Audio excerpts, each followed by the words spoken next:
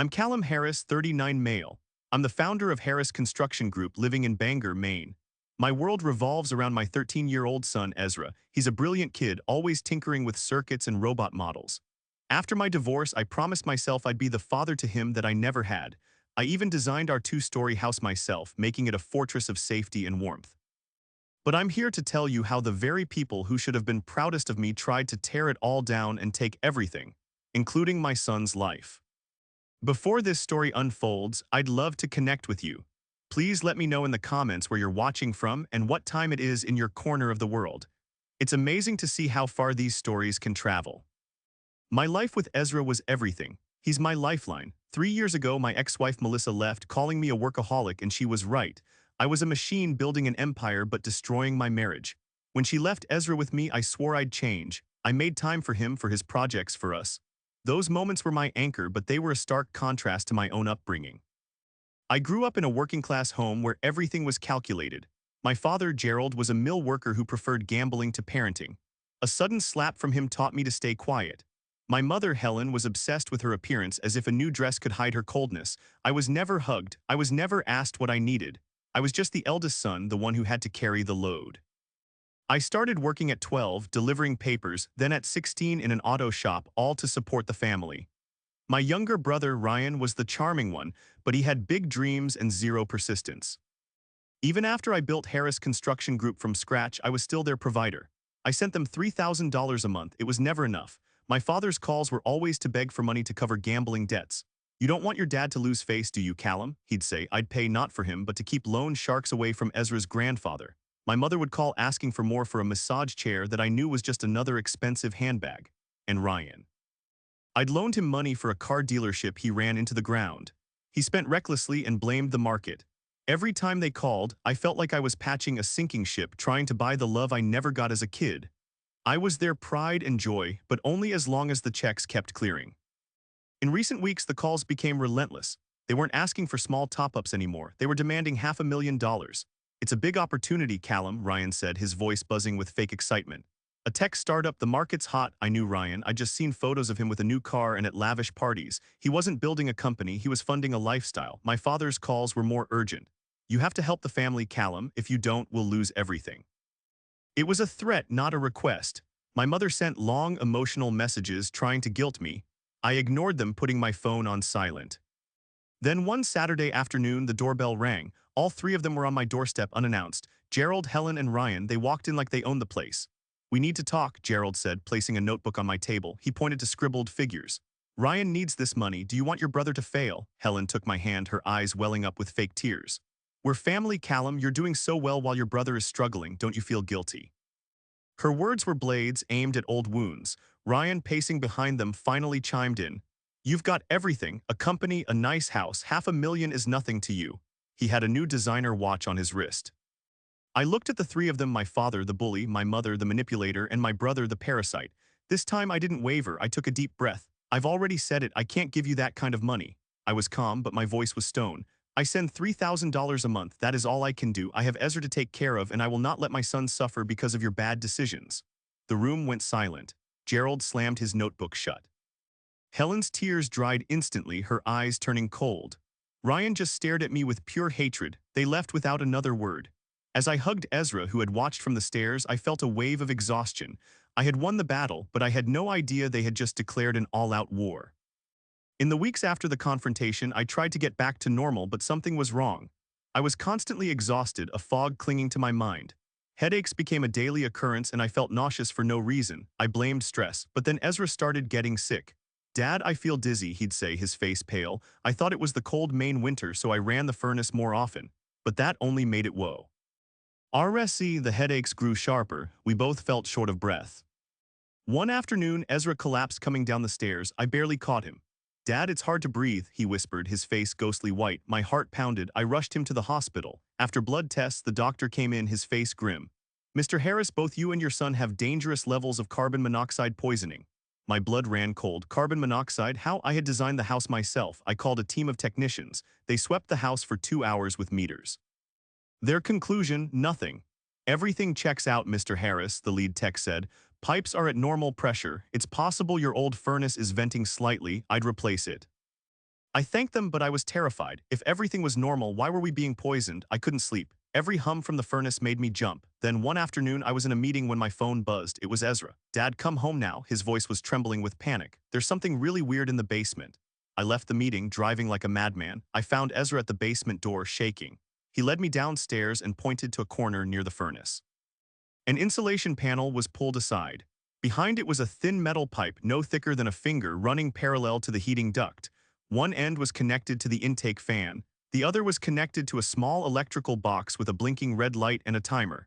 It was a sophisticated, silent death trap set to pump the invisible killer into our rooms every night while we slept. Someone wanted us dead. I pulled Ezra upstairs and locked the basement door. I hugged him tight, my mind racing.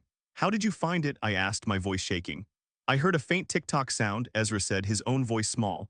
"I went to get a screwdriver and heard it behind the insulation. I pulled it away and saw the light." He paused, looking at his feet. "Anything else, Ezra?" He nodded. "Last week, Grandpa came over while you were at work. He told me to go to my room, but I saw him stay in the basement for a long time. He said it was adult stuff." The word grandpa hit me like a physical blow. Gerald, my father. It all clicked into place, a horrifying mosaic of betrayal. His unannounced visits, "Just checking the wiring for you, Callum." Ryan's sudden, sweet-sounding apology call after our fight. My mother's recent text, "You look so pale, Callum. Is Ezra doing okay?" They weren't concerned. They were probing. They were checking to see if their plan was working. A late-night text from my father a week ago flashed in my mind. "Don't work yourself to death, Callum. You can't take money with you." It wasn't advice. It was a farewell. They were trying to kill us, me and my 13-year-old son, a quiet, untraceable accident. We'd die in our sleep and they would inherit everything. The company, the house, my assets. I called my most trusted friend, Mike, an electrician. He came the next morning, his face pale as he examined the device. "Callum, this wasn't an accident," he whispered. "This pipe was designed to pump code directly into the heating system. The timer activates it at night if Ezra hadn't found this." He didn't need to finish. The pain of betrayal vanished, replaced by a cold, hard resolve. I was no longer their son or brother. I was a father, and I would protect my son. "What's next, Dad?" Ezra asked, holding a screwdriver like a weapon. "We wait," I said, "and we catch them." We couldn't just call the police. We needed irrefutable proof. My blood was ice. We left the device exactly as it was. That night, Ezra and I quietly installed hidden cameras, one in the basement aimed squarely at the furnace and one covering the back door. I also started recording all my calls. Then I set the trap. I called my mother, Helen, forcing my voice to sound weary and defeated. "Mom, Ezra's still not feeling well. I'm thinking of taking him to Portland to stay with Melissa, my ex, for a while." I paused, letting her absorb it. "What about you, Callum?" she asked, her tone a perfect blend of sweet and strained. "I have to go on a business trip for a few weeks," I said. "The house will be empty. Could you and Dad check on it from time to time?" She agreed immediately, a little too eagerly. Before we left, I staged the scene. On my living room desk, I left the medical bills from our hospital visit. Beside them, a bottle of medication specifically for co-poisoning and an open notebook with a scribbled note. "Need to check heating system. Possible leak." I even left the basement door lock a little loose. We didn't go to Portland. We went to my old college friend Tom's house across town. For 2 days, we barely slept, monitoring the camera feeds on my phone. On the second night, my phone lit up. Motion at the back door. Ezra and I held our breath. Two figures slipped into the darkness. It was Gerald and Ryan. My father carried a tool bag. My brother wore gloves, his eyes darting around like a thief.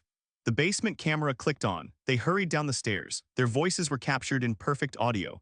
"We need to remove the valve before he finds it," Gerald whispered, his voice urgent. "If the police see this, we're done," Ryan replied, his voice trembling. "Hurry up." We watched as my father and brother worked quickly to dismantle their murder weapon, placing the components into a black nylon bag. They were criminals cleaning up a crime scene. I saved the video, my heart crushed not by pain but by the cold, hard truth. The next morning, I made the final call. I called my father, my voice calm. "Dad, I'm back in Bangor. I've thought it over and I want to help you all one last time. Can you, Mom, and Ryan come to the house this weekend?" I heard the relief in his voice. "We'll be there, Callum. You've finally come around." He thought I was surrendering. He had no idea I was setting the final trap. I then called my lawyer, Sarah. I sent her everything, the high-definition video, Mike's technical report on the device, and even Ezra's notebook where he'd meticulously logged the dates of his grandfather's visits against the days we felt sick. "Sarah, I need you to submit this to the police," I said, "but I need it done discreetly. I want them caught at my house." That Saturday, Ezra and I waited. The house felt like an arena. At 3 p.m. the doorbell rang. Gerald, Helen, and Ryan stood there, their eyes full of anticipation. "Come in," I said, leading them to the living room. A laptop sat on the table. "You've reconsidered the money, haven't you?" Gerald asked, trying to sound friendly. "We're family, Callum," Helen added, offering a weak smile. "Before we talk about money," I said, my hand on the laptop, "there's something I want you to see." I pressed the spacebar. The video began to play. The grainy night vision footage of Gerald and Ryan in my basement filled the screen. Their whispered voices echoed in the dead silent room. "If the police see this, we're done." All three of them froze. Gerald's face went white, his mouth opening but no sound coming out. Helen burst into tears, not of remorse but of pure panic. Ryan looked like he was going to be sick. "Callum, you've misunderstood," Gerald finally stammered. "I had it checked by an engineer," I said, my voice like ice. "That device was designed to kill me and Ezra. Carbon monoxide, Dad, care to explain." As Gerald tried to form a lie, there was a loud, firm knock at the front door. I opened it. The Bangor police stood there with Sarah right behind them.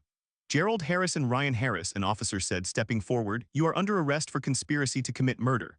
Helen screamed. My father yelled, "Callum, you can't do this to your father," as they cuffed him. Ryan just bowed his head. Ezra stood on the stairs, watching it all.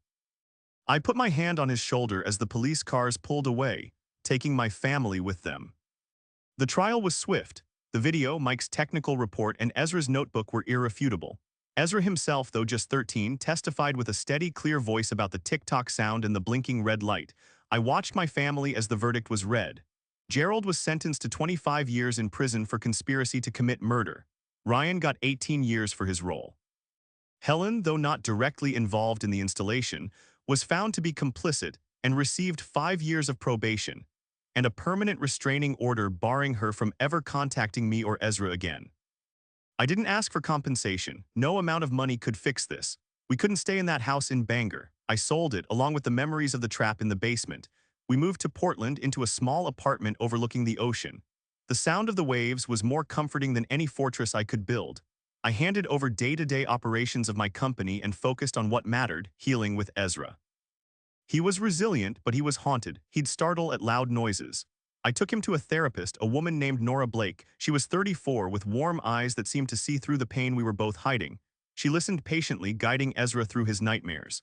And then she helped me. Our conversations about Ezra turned into conversations about life. She listened as I unpacked a lifetime of betrayal. Nora taught me that forgiveness isn't about forgetting. It's about choosing not to let the past control you. Over time, our talks turned into simple dinners.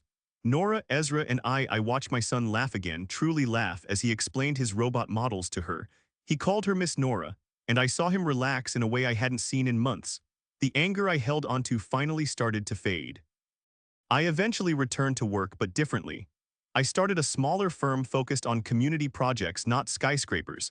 I even started a fund in my son's name, Project Ezra, to do free home repairs for the elderly. I learned that happiness wasn't in the million-dollar contracts. It was in seeing Ezra smile. It was in holding Nora's hand. I realized that family isn't just about blood. It's about honesty, trust, and the people who stand by you. As I stand on our balcony watching Ezra and Nora fly a kite, I finally truly feel safe.